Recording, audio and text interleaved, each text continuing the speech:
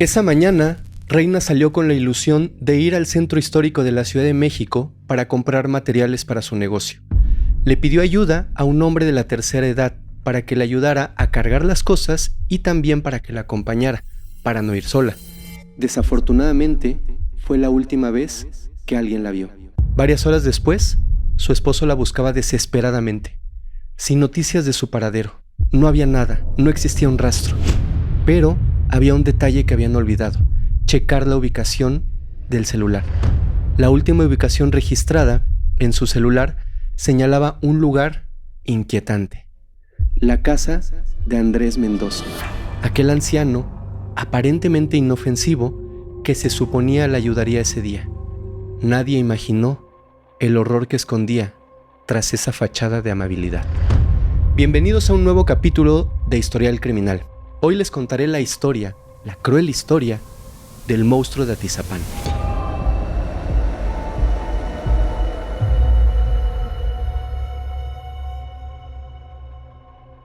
Andrés Filomeno Mendoza nació en Oaxaca el 29 de noviembre de 1947. De su vida personal, desafortunadamente no se tiene mucha información, no existen muchos datos de su infancia, de qué fue lo que vivió o cómo convivió con sus padres y con sus hermanos. Solo se sabe que tiene una hermana que vive precisamente en Oaxaca, quien nunca se ha manifestado, nunca lo fue a ver a prisión y nunca ha hablado o entablado alguna comunicación con los medios de comunicación, como si prácticamente no existiera o prácticamente no quisiera relacionarse o que la relacionaran con su hermano. En los años 80, Andrés tomó la decisión de mudarse a Atizapán de Zaragoza, un municipio ubicado en el Estado de México, donde nunca llamó la atención de forma negativa. No hay reportes policiales ni existen antecedentes penales en su contra. Este hombre parecía ser un ciudadano común y corriente, el cual manejaba un perfil sumamente bajo. Según las autoridades, los únicos documentos que existen de él son 4 licencias de conducir, por cierto vencidas, una credencial de lector y un documento que avala un trámite que realizó para la adquisición de su casa en la calle Margaritas, en la colonia Lomas de San Miguel, obviamente esto en Atizapán de Zaragoza. Este trámite lo realizó hace aproximadamente 12 o 14 años. Hay un dato un poco inquietante. Andrés, antes de que todo ocurriera, antes de que hiciera las atrocidades que hizo, cuando llegó a Atizapán de Zaragoza, tuvo y fue dueño de una carnicería. Pero desafortunadamente su negocio no funcionó como él quería, así es que lo cerró. Pero ocasionalmente vendía a sus vecinos carne a un excelente precio. Esta carne supuestamente la traía desde Oaxaca o le era enviada desde Oaxaca. Era carne que él mismo preparaba con sal para que tuviera un mejor sabor, y como los vecinos la verdad es que le tenían muchísima confianza, se la compraban sin ningún cuestionamiento. Además que hay testimonios de los mismos vecinos que dicen que esta carne la ofrecía a un precio sumamente bajo, y no solo eso, les daba más. Si ellos pedían 1 kilo, él les surtía 1,5 kilos y les decía que era de cortesía por ser clientes. Andrés entonces era bastante querido en su barrio. Era un anciano de aspecto frágil, quizás un poco simpático porque le caía bien a la gente, le caía bien a sus vecinos. Su caminar era lento y pausado. Aunque vivía solo, se relacionaba con muchas personas. En el año 2015 fue presidente del Consejo de Participación Ciudadana de su colonia. Un cargo muy bajito, pero al final un cargo político.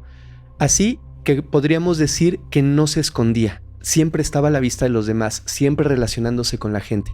Siempre se le veía por el vecindario, saludando con un buenos días, buenas tardes, buenas noches, y conversando con los vecinos sobre las mejoras que él proponía para la colonia cuando en ese momento era presidente del Consejo de Participación Ciudadana. Nunca se le conoció una pareja. Este es un dato importante. Nunca se le conoció una pareja. Siempre andaba solo y aún así parecía una persona totalmente normal. No tiene que ver una cosa con la otra, pero es un dato muy importante. El municipio de Atizapán recientemente publicó, bueno, no recientemente, hace ya un par de años, publicó una lista de 100 personas que en aquel entonces fueron beneficiadas o recibieron ciertos apoyos de las arcas públicas. Ya se sabe que el gobierno en algún momento empezó a dar algunas becas, ayuda a personas de la tercera edad, a estudiantes, etc. Y entre ellos estaba Andrés Mendoza, quien en el año 2019 se tiene registro de que recibió 600 pesos de manera constante.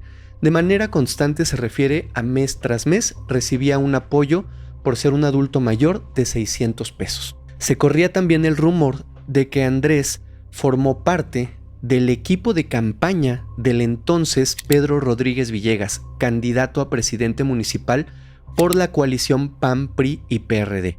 Sin embargo, horas después de ser detenido, el equipo de campaña de Rodríguez Villegas publicó un comunicado en redes sociales, desmintiendo totalmente esta información. Por supuesto, yo no puedo afirmar que Andrés colaboraba o no colaboraba en el equipo de campaña de Villegas. Lo que sí puedo intuir es que si lo llegó a hacer, evidentemente cualquier persona, y más siendo una persona pública, una figura pública, se iba a deslindar inmediatamente de tener alguna relación con él.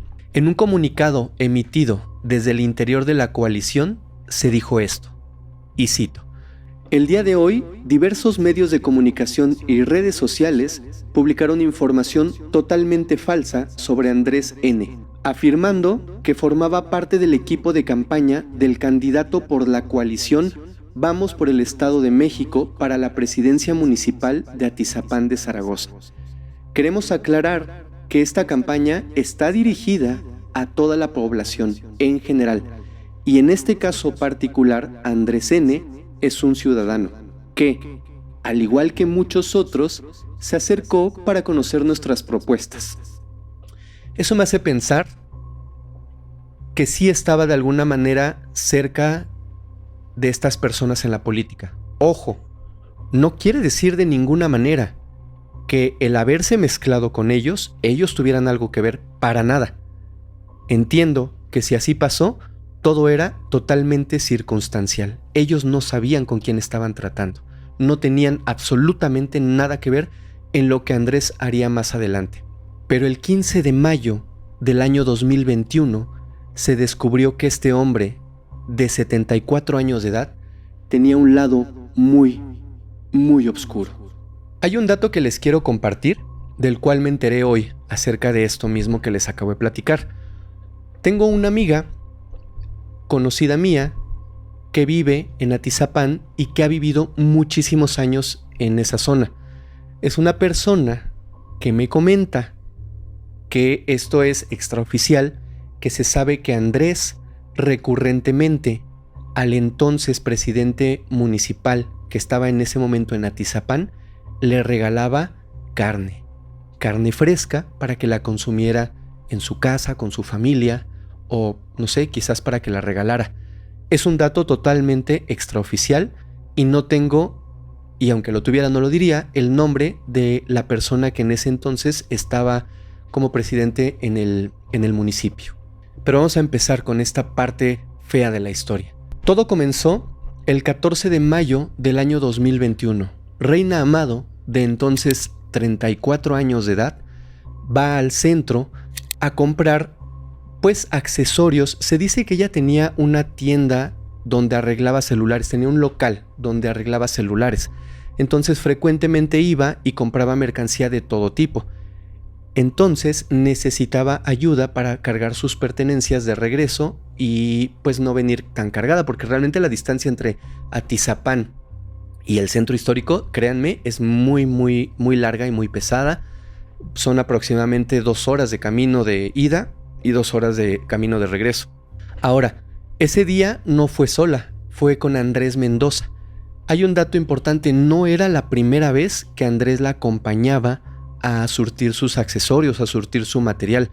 Ya tenían algunos años de ser amigos y él era amigo prácticamente de la familia. Conocía perfectamente bien a sus hijos, a sus hijas, conocía muy bien a su esposo y ya tenían una amistad entablada a lo largo del tiempo. Esa noche, su esposo regresó a casa aproximadamente a las 8 p.m. Para su gran sorpresa y decepción, solamente estaban sus hijas. No estaba su esposa, no había llegado. Se dice que ella salió aproximadamente a las 6 de la mañana de Atizapán para llegar muy temprano al centro, aproximadamente entre 8 y 9 de la mañana. A las 8 de la noche no era regular que ella no hubiera llegado a casa después de hacer este tipo de compras, que no era la primera vez que pasaba, ya habían muchas ocasiones. Obviamente su esposo, lo lógico, lo que haría cualquier persona, comenzó a marcar al celular de su esposa. Llamada tras llamada era mandada al buzón. El celular estaba apagado. Desesperado, como se puede entender que estaba, a las 11 de la noche sale a buscarla a las calles. ¿Quién no lo haría? Cualquier persona lo haría. El primer lugar al cual decide ir, obvio, es a la casa de Esteban. Toca la puerta, Esteban le abre y su esposo pregunta: ¿qué pasó con mi esposa? ¿Dónde está? Esteban le dice que no tiene absolutamente ningún conocimiento de dónde se encuentra su esposa. Él le dice que está mintiendo, que en la mañana juntos habían ido al centro de la Ciudad de México. Andrés desmiente esto y le dice: no, es que ella nunca pasó por mí. Regularmente cuando me pide que la acompañe, pasa aquí a mi casa y pues nos vamos juntos.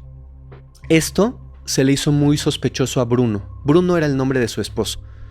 Bruno era un excomandante de la policía, el cual con su experiencia de inmediato da parte a las autoridades sobre la desaparición de su esposa.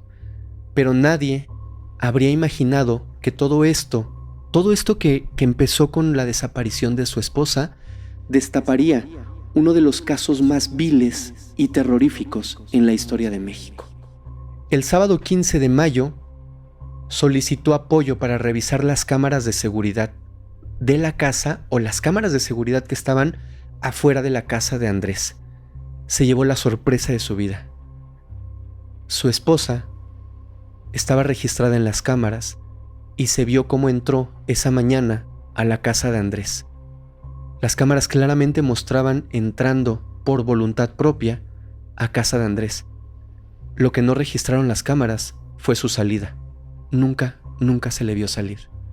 Ese mismo día que Bruno descubre que su esposa efectivamente sí había ido a la casa de Andrés, a las 8:40 de la noche vuelve a ir otra vez. Vuelve a tocar la puerta de metal. Esta vez no iba solo, iba en compañía de su cuñado, hermano de su esposa. Toca la puerta de metal. Para ese momento, Andrés ya sospechaba que él era el blanco de Bruno. ¿A qué me refiero? Como ya lo había ido a visitar 2 veces, Andrés ya como que sospechaba que ellos algo sabían o algo intuían. Él sabía perfectamente bien que Bruno era un exoficial de la policía y que obviamente tenía quizás un poco más fácil el acceso a las cámaras o algún otro tipo de información. Es así que cuando Bruno toca la puerta, Andrés desde dentro pregunta quién es. Bruno se identifica y Andrés se niega a abrir la puerta. Para ese momento Bruno ya estaba enojado, ya estaba desesperado, ya no sabía qué hacer.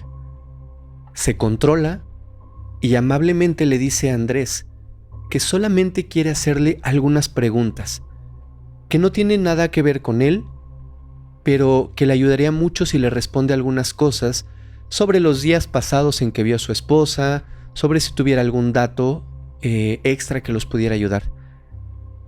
Andrés, temeroso, pero confiado en las palabras de Bruno, entreabre ligeramente la puerta.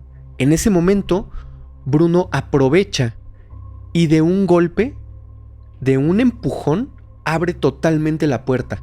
Ingresa Bruno, ingresa su cuñado, dispuestos a ver qué había dentro de la casa. Porque recordemos un detalle. Bruno, además de ahora tener la confirmación en cámara, en video, de que su esposa había entrado a la casa de Andrés, anteriormente ya había descubierto, recordemos, que la última ubicación del celular de su esposa había sido justamente ahí, en la casa de esta persona. A Andrés no le quedó de otra. Los dejó pasar y le dijo que no iba a encontrar nada. Pero el esposo de Reina sabía que algo no andaba bien, lo intuía, sabía, su intuición no podía fallar. Revisó todos los cuartos que se encontraban al interior de la casa. Aparentemente todo estaba en orden. Revisaron una y otra vez los cuartos, el patio, hasta que una vez más llegó a la recámara de Andrés. Ya la había revisado con antelación, pero una vez más decidió revisarla. Esta vez notó un detalle. Observó unas cajas de cartón mal acomodadas en el piso. Su intuición, como les dije antes, lo llevó a mover esas cajas. Y una vez que lo hizo, se dio cuenta que en esa habitación había un sótano que estaba escondido o que estaba cubierta la entrada por estas cajas. Con el corazón latiendo a 1000, decidió bajar y se llevó una desagradable sorpresa. Una vez que descendió por el oscuro sótano, encontró un cuerpo humano. Voy a tener mucho cuidado en esta parte de decirlo con la mayor sensibilidad posible. Encontró un cuerpo humano distribuido en distintas cubetas de plástico. Y en una mesa de comedor que se encontraba al centro de la habitación estaba el resto de este cuerpo. Esto que voy a decir, también trataré de decirlo con mucho tacto. De verdad me cuesta trabajo decirlo porque lo que él encontró es horrible. Encontró el rostro y el cabello de la persona que ya estaba en las cubetas. Cuando Bruno empieza a examinar el lugar con mayor detenimiento, y obviamente con el corazón en la mano, tristemente encontró las pertenencias de su esposa. Obviamente entró en descontrol, no sabía qué estaba pasando, no sabía por qué estaba todo eso que estaba viendo él ahí, por qué estaba ahí, qué estaba pasando. En ese momento se dio cuenta de que lo que minutos antes había encontrado en las cubetas, desafortunadamente, eran los restos de su cónyuge. Afirma, es una mano humana, huevo, es ella. Es mi mujer, ¿no? Aquí está su bolso. Es mi esposa, jefe. Mientras todo esto ocurría, Andrés intentó escapar y intentó salir corriendo del inmueble. Como ya les dije antes, era una persona de la tercera edad que ya no tenía la movilidad de un joven. Afortunadamente fue sometido de inmediato por el cuñado de Bruno. En ese momento Bruno llamó a la policía. 2 patrullas que se encontraban cerca del lugar respondieron al llamado. Se pueden imaginar que se hizo un alboroto en la calle. Estaban agarrando a don Andrés, el vecino ejemplar, la persona que ayudaba a la colonia, quien regalaba un poco de comida extra a los vecinos. Estaban agarrando al presidente del Consejo Ciudadano Vecinal, al que le caía bien a todo el mundo. Los vecinos sorprendidos y algunos incluso indignados por la situación, que era obvio no sabían qué estaba pasando, intentaron ayudar a Andrés. Sin saber por qué lo estaban obviamente esposando, ellos protestaron. Ellos querían que no se le tratara de esa manera tan brutal, vamos a decirlo así, al señor Andrés. Y muchos protestaron para que esto no sucediera. Bruno Portillo tomó fuerzas. Lo llevó nuevamente al interior del domicilio, lo sentó en una silla y desesperado le preguntó por qué lo había hecho. El hombre, Andrés, agachó la cabeza y guardó silencio. Uno de los oficiales presentes solicitó apoyo para avisar al Ministerio Público, ya que necesitaban una orden de cateo, porque habían encontrado un cuerpo y porque más allá de eso, sospechaban, por todo lo que estaba ahí, que no era la única víctima, no era la única persona afectada. El macabro descubrimiento se volvió literalmente un tema nacional. Salió en los principales diarios, salió en la televisión, salió en los noticieros. Se había capturado a Andrés, quien tiempo después se le conocería como el monstruo de Atizapán. Tiene otro apodo, el cual no puedo mencionar aquí, pero es ese apodo que se refiere a aquellas personas que de alguna manera consumen carne humana. Los que conocían a Andrés no daban crédito a la noticia. Los que no se enteraron esa noche, se enteraron al día siguiente y literalmente no podían creer lo que estaban viendo. El vecino ejemplar había sido atrapado y dentro de su casa habían encontrado literalmente lo más horrible que te puedan imaginar. Andrés Mendoza era conocido en la colonia como el Chino. Y repito, era un hombre tranquilo a la vista de los demás. Inclusive, como mencionamos antes, tuvo su participación, microparticipación en la política de la colonia. Ahora, a estas alturas ya se había emitido una orden de cateo para ingresar al número 22 de la calle Margaritas en Lomas de San Miguel, Estado de México. ¿Por qué se emitió tan rápido esta orden? Evidentemente por los actos tan brutales que encontraron dentro. No se podía esperar a que fuese un trámite largo. Un equipo de criminalistas, forenses y demás personas que venían preparadas para indagar en el lugar se dieron a la tarea de tomar fotografías y recabar datos en el oscuro sótano donde Bruno desafortunadamente había encontrado a su mujer horas antes. Dicho sótano estaba construido bajo la cama de Andrés. Esto es lo que estaban tapando las cajas, la entrada. La entrada a ese sótano estaba un poco abajo de la cama y el resto que salía estaba tapado por esas cajas. Lo primero que los peritos reportaron ver al descender al sótano, desafortunadamente, repito, fue el cuerpo y la confirmación de que éste pertenecía a la esposa de Bruno. Algunos de los objetos que encontraron en el interior del sótano fue ropa de mujer totalmente desordenada, fotos de Andrés en actos políticos, pero también encontraron una cegueta y un machete, entre otros artículos que utilizaba para atacar a las personas que tenían la desfortuna de entrar a ese sótano. Incluso algunos restos, este dato es muy fuerte, algunos restos de carne que se encontraban en las cubetas estaban impregnados con sal.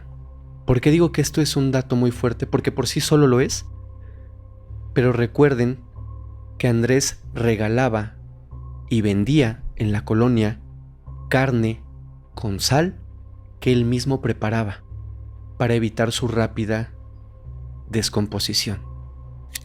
Inicialmente se pensó que se trataba de una sola persona, pero conforme avanzaba la investigación, se encontraron más y más evidencias que hicieron pensar a los peritos que desafortunadamente Reina no era la única mujer que había tenido la desgracia de caer en manos de este terrible y despiadado monstruo. Dentro de las cosas que se encontraron, se registran 12 celulares, 12 chips de teléfono, maquillaje, ropa de mujer, carteras, zapatos y collares. Esto llenó de pánico a los peritos. Estaban ante la macabra obra de un anciano que arrebató la vida no de una mujer, sino de varias. El cateo continuó y se encontraron algunas cintas en formato VHS. Obviamente, por sensibilidad y por respeto a las familias de estas personas, el contenido de estas nunca se proyectó públicamente, pero se dice que Andrés grabó cada una de sus terribles agresiones, cada uno de sus terribles actos contra de estas personas. Durante el registro se encontraron varios cuadernos con anotaciones escalofriantes y una lista de mujeres que se presumía podría tratarse de más personas afectadas. Pero sin duda lo que causó más escalofríos, esto lo trataré de decir igualmente con cuidado, fueron algunos rostros con la cabellera completamente en perfecto estado de conservación. Después de esto, los agentes no tenían ninguna duda de que estaban ante un posible sujeto que atacó a más de una mujer.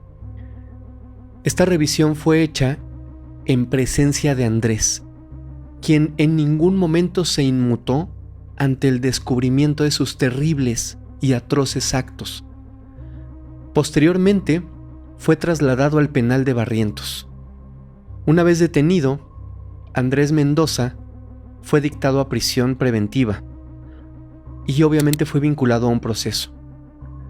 Confesó que quería decir la verdad y que en efecto, sin ningún empacho lo dijo, había sido el actor de tan bajos y viles ataques, y que la última persona a la cual arrebató la vida, desafortunadamente, fue a Reina Amado. Él contó que la chica trabajaba en una tienda de celulares a unos cuantos metros de su casa. A menudo este hombre la visitaba en su negocio, le ayudaba a realizar algunas compras o le hacía mandados a cambio de algunos pesos. Muchos de los vecinos incluso llegaron a pensar que de alguna manera eran familiares, que era su tío o que era su abuelo, o se imaginaban que eran familiares de alguna manera, ya que recurrentemente lo veían con ella. Aquel día, Andrés había quedado de verse con Reina para acompañarla a comprar mercancía para su negocio. Anteriormente ya lo había hecho. Es por esto que ella en ningún momento desconfió de él. En más de una ocasión, él la había acompañado al centro de la Ciudad de México a comprar refacciones y material para su negocio. Ese día a las 5 de la mañana, Reina le dijo a su esposo que iría con Andrés y que él la acompañaría a realizar las compras y la ayudaría con los bultos. Según las declaraciones de Andrés, ella acudió a su domicilio y mientras estaban ahí, comenzaron a discutir. ¿Pero por qué? ¿Por qué comenzaron a discutir? Porque Andrés Mendoza le dijo que él se sentía colmado de atenciones por ella, que él se daba cuenta que siempre le acercaba un poco de comida, a veces le daba algunas monedas, le llevaba agua, y esto lo confundió a Andrés con otro sentimiento. Y pasó lo que no tenía que pasar. Andrés se había enamorado perdidamente de ella. Así que le propuso esa mañana tener una relación a escondidas de su esposo. Este fue sin duda el detonante de la discusión. Como ella se negó a su petición evidentemente, él tomó un objeto punzocortante y en un descuido la hirió a la altura del cuello. Al momento de herirla, ella cayó al suelo y él, sin ninguna piedad, sin ningún remordimiento, empezó a golpearla. En ese momento ella aún respiraba y para concluir su acto de cobardía, la hirió varias veces en el pecho. Una vez perpetrado el acto, procedió, nuevamente quiero decirlo con mucho cuidado, procedió a dividir el cuerpo y ponerlo en botes de plástico para después bajarlos al sótano. Cortó el torso como hace años cortaba carne en su negocio, la carnicería, y como pudo, lo bajó al sótano. Luego lo subió a una mesa y sin pizca de remordimiento, le quitó el rostro. Según declara Andrés, era tan guapa que quería conservarla para siempre. Estas son las palabras de este enfermo monstruo. Después, le puso sal para evitar que el lugar se llenara de moscas y entrara en descomposición. Pero no solo confesó eso, sino aseguró que debajo de su sótano había enterrado a otras 4 mujeres. Sin embargo, el registro en la libreta y las fotografías encontradas como evidencia, entre otras cosas, daban una cuenta diferente. En una hoja escrita de su puño y letra había una anotación en donde aparentemente describe a una de sus víctimas, la cual vivía en Cuautepec, en la calle Hank González. Las anotaciones literalmente decían esto: a las 5 de la mañana pasó a otra vida, decía el escrito. Y a manera de lista: cabeza, 4,5 kilos, pecho, 1,5 kilos cada uno, costilla y brazo derecho, 14 kilos, páncreas, hígado y corazón, 4 kilos. Así describe cada parte del cuerpo con su correspondiente peso. El último dato era la edad de esta mujer: 28 años. Aquello sin duda resultó aterrador para los investigadores del caso, quienes en ese momento aún no tenían idea de la magnitud de lo que este acontecimiento representaba. En el cateo, como ya mencioné antes, se hallaron cintas de grabación tipo VHS. Andrés filmaba cada una de sus bajezas. Tranquilamente colocaba su cámara y procedía a cortar cada parte como si estuviese trabajando. Posteriormente tomaba fotografías con una cámara Polaroid. Nadie podía asimilar lo que ocurrió o lo que ocurría en la mente de este perturbado individuo. Días después, las autoridades acordonaron el recinto para realizar más excavaciones y verificar si realmente había restos óseos, más restos óseos en el sótano. Desafortunadamente pronto confirmarían las palabras de Andrés, que, como ya mencioné antes, más adelante sería conocido como el monstruo de Atizapán. Personal civil y una cuadrilla del ayuntamiento de Atizapán se unieron a sus labores de búsqueda. También se unió la policía para apoyar con las excavaciones.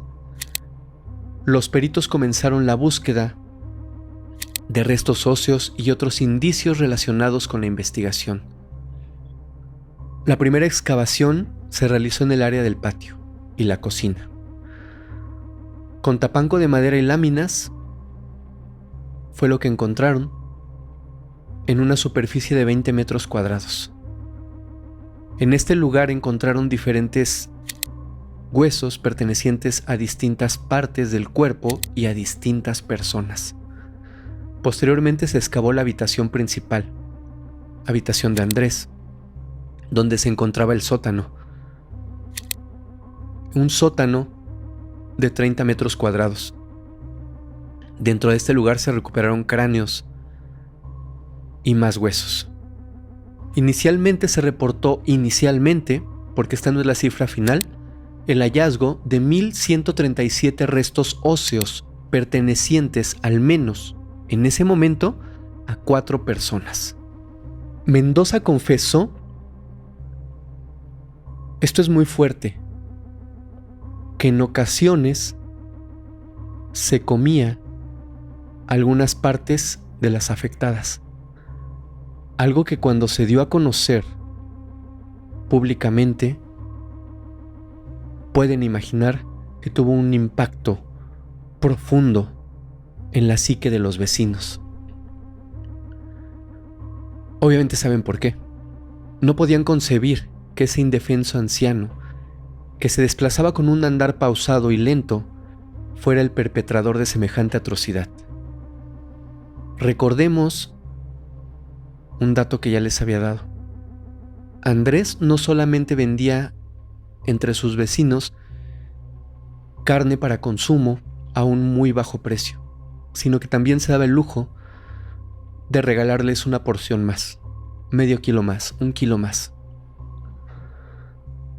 Recordemos también que años atrás Andrés había trabajado en el rastro. El rastro es un lugar donde llega la carne de res en piezas muy grandes, ahí es cortada y distribuida a otras carnicerías. Después de trabajar ahí, después de adquirir experiencia, había montado su propia carnicería, lo que explicaba los cortes perfectos en los cuerpos de las personas que desafortunadamente cayeron en sus manos. Sin embargo, lo que realmente inquietaba a los vecinos era que tras haber cerrado su negocio, Andrés, como mencioné, seguía vendiendo carne a muy bajo precio. Supuestamente él, como dije antes, esta carne se la mandaban de Oaxaca. La evidencia era innegable. Desafortunadamente, muchos de los vecinos habían consumido, sin saberlo, carne que no era de origen animal. Muchas fueron las cosas que se encontraron en la vivienda de Andrés. También se encontraron identificaciones, y dentro de las credenciales encontradas en su domicilio estaba la de Norma Jiménez, desaparecida desde el 6 de agosto del año 2011, desaparecida y reportada en Tlalnepantla. Norma era de tez morena y clara y complexión robusta. Tenía una cicatriz vertical en el abdomen, esto ocasionado por una cesárea años atrás.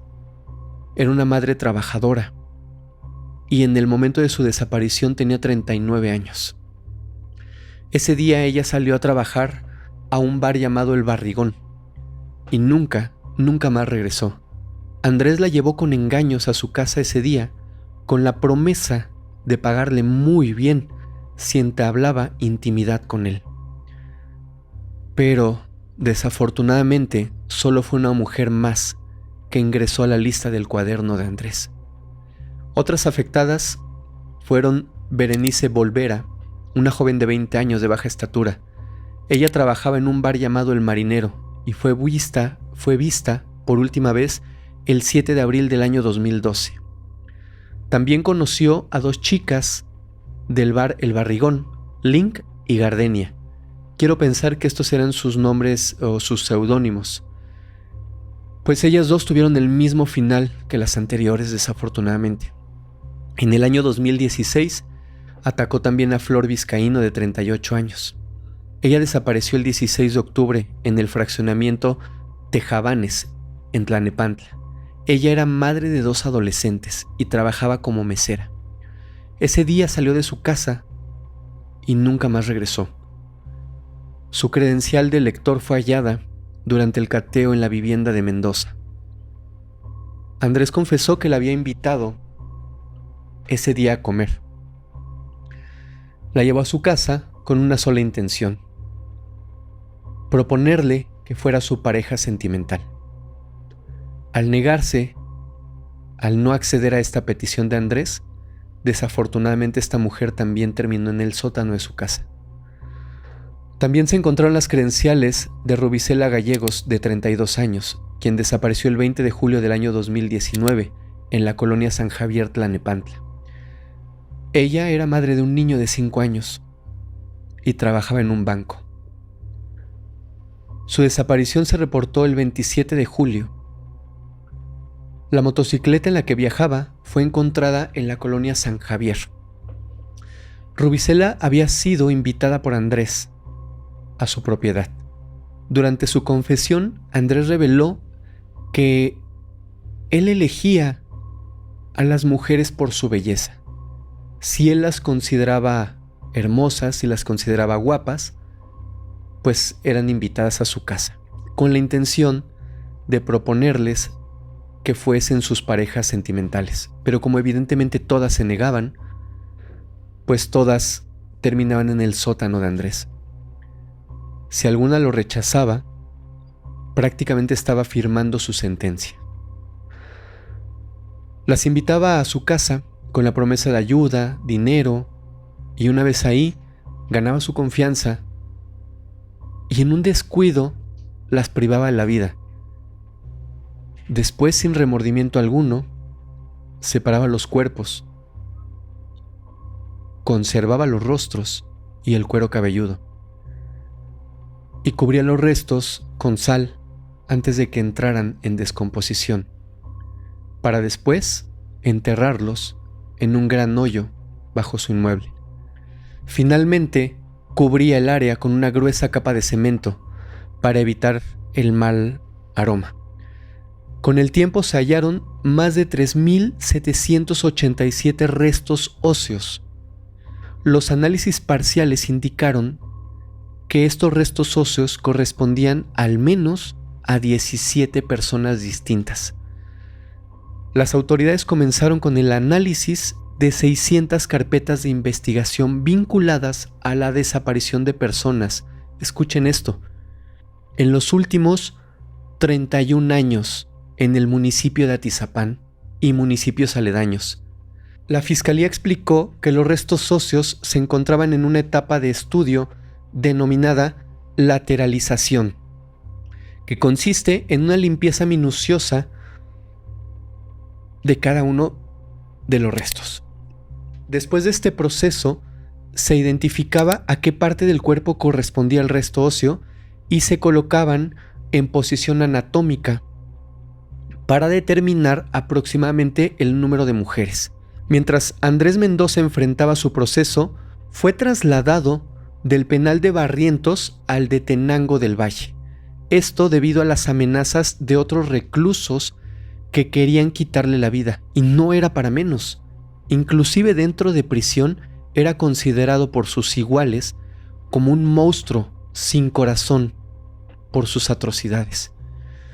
Días después, los familiares de otra mujer desaparecida se acercaron a las autoridades para proporcionarles una muestra de ADN y compararla con los restos hallados en el inmueble.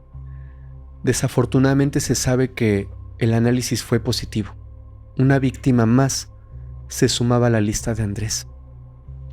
El 2 de diciembre del año 2017, uno de los casos que más llamó la atención fue el de Marta Dorantes.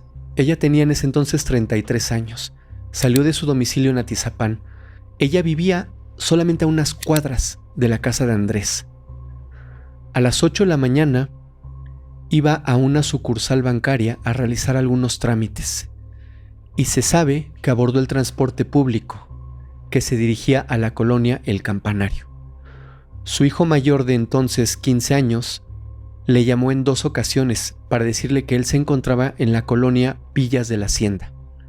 Pero cuando su hijo la volvió a llamar, Marta ya no respondió. El teléfono estaba apagado. Después de varias horas, sin noticias de ella, su esposo y sus 3 hijos acudieron a la fiscalía para reportar su ausencia. Desde ese día no supieron absolutamente nada más de ella. Marta conocía a Andrés, ya que meses antes le había ofrecido trabajo de limpieza en las oficinas del Congreso de Participación Ciudadana donde él trabajaba y entregaba despensas. Al enterarse de la noticia, en aquel momento cuando se descubre todo, sus familiares temieron lo peor y pensaron que Marta podría haber sido una más de la lista de Andrés Mendoza. La lista de este sujeto no termina aquí. También se supo que María Mares y su hijo Edgar, de 7 años, desafortunadamente desaparecieron el 24 de diciembre del año 2014. María era madre soltera y vendía dulces en un puesto en unas canchas cercanas de la colonia. Ella siempre estaba en compañía de su hijo. Andrés le permitía que guardara su pequeño puesto en su casa, y ya con anterioridad él le había propuesto y le había prometido que le ayudaría a gestionar un lugar en un deportivo mucho más grande para que vendiera sus productos. El día en que María y su hijo desaparecieron, salieron de su domicilio, ubicado en San Juan, y según María, comentó a familiares que no iría lejos. A medida que pasaban las horas y no regresaba, sus familiares salieron a buscarlos, a ella y a su hijo. Tras preguntar en toda la colonia por el paradero de ambos, solamente una persona aseguró haberlos visto ese día por la mañana. Esa persona que los vio por última vez fue Andrés Mendoza, quien cínicamente y sin remordimiento se ofreció a acompañar a la hermana de María al Ministerio Público para reportar su desaparición y cooperar con las autoridades. Una vecina encargada de una tienda de abarrotes recordó que en algún momento Andrés le regaló boletos para ir a la feria de la colonia y que se mostró muy insistente, pero ella lo rechazó. A otra vecina que vivía sola con su hijo en la parte alta de la colonia, le prometió comprarle un celular a cambio de invitarla a su casa a cenar, pero ella lo rechazó. Afortunadamente lo rechazó porque de otra manera hubiera terminado en esa lista que tenía Andrés. Estas eran solo algunas de las maneras en que este monstruo atraía a las mujeres a su casa. Pero una vez dentro, y en total soledad y desventaja, abusaba de su confianza y les arrebataba lo más preciado que tenían, la vida. Finalmente, después de todas las investigaciones, se encontraron un total de 4.300 restos óseos, que correspondían a más de 18 mujeres y un menor. El menor que había desaparecido en las canchas con su mamá. Estas cifras fueron anunciadas después de concluir los trabajos de excavación en 3 de las 4 zonas que se dividió el lugar. El 18 de marzo del año 2022, tras la conclusión de la audiencia en los juzgados del penal de Tenango del Valle, Andrés Mendoza recibió una sentencia de cadena perpetua solamente por el caso de Reina, además de una multa de 1.344.000 pesos, misma que tendría que pagar a los familiares de Reina por concepto de reparación de daño. Ni 1 millón, ni 2, ni 100 pueden resarcir el daño que esta bestia provocó en muchas familias. Aunque se encontraron pruebas de 19 personas, se sospecha que el número real podría ser mucho más alto, ya que Andrés Mendoza confesó que había arrebatado la vida de al menos 30 mujeres, pero ya no confesó si existía en la zona de Atizapán algún otro sitio donde las hubiese enterrado. Es increíble, de verdad, y no deja de asombrarme cómo la más oscura maldad se puede ocultar en cualquier persona. Un hombre alto, guapo, atractivo y carismático, como lo vimos en el blog pasado, donde analizamos el caso de Wade Wilson. Quizás en la sonrisa de un payaso, como lo es Pogo. Y en esta ocasión, en la inocente fachada de un inofensivo anciano que caminaba con dificultad, que se desplazaba lentamente y que era querido en su comunidad.